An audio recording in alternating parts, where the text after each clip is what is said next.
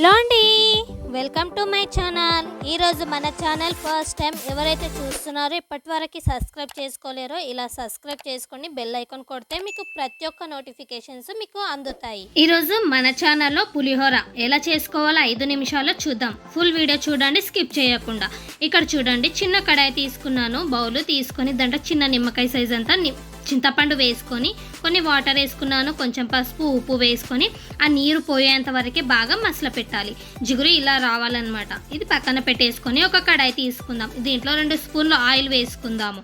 Heat ఎక్కిన తర్వాత 4-5 ఎండుమిర్చి బాగా బ్రౌన్ కలర్ వచ్చేంత వరకు వేపుకోవాలి. అలాగే పుట్నాల పప్పు, శనగపప్పు వేసుకోవాలి, ఆవాలు జీలకర్ర వేసుకోవాలి, పల్లీలు కూడా వేసుకొని బాగా వేగిన తర్వాత దీంట్లో కరివేపాకు వేసుకొని స్టవ్ ఆఫ్ చేసేసేయాలి. ఆఫ్ చేసిన తర్వాత అన్నం, సద్దన్నం కానీ పొద్దున చేసిన అన్నం కానీ చల్లార్చిన తర్వాత చింతపండు గుజ్జుని స్ట్రైనర్ నుంచి నేను వడగట్టేసుకున్న తర్వాత దీంట్లో వేసుకొని మొత్తం కలుపుకుంటున్నాను అనమాట. ఇలా కలుపుకున్న తర్వాత వేడివేడిగా ఉన్న కోప్ అనేది దీంట్లో వేసుకోవాలి. ఒకసారి నేను ఇలా స్పూన్ తోటి కలుపుతున్నాను, కానీ ఇది పులిహోర అన్నం కదా, చేతి నుంచి కలిపితేనే అది అంత చాలా టేస్టీగా ఉంటుంది అనమాట. అరోమా కూడా వస్తుంది. ఇలా కలుపుకున్న తర్వాత దీంట్లో ఒక చిన్న చిట్కా చెప్తాను.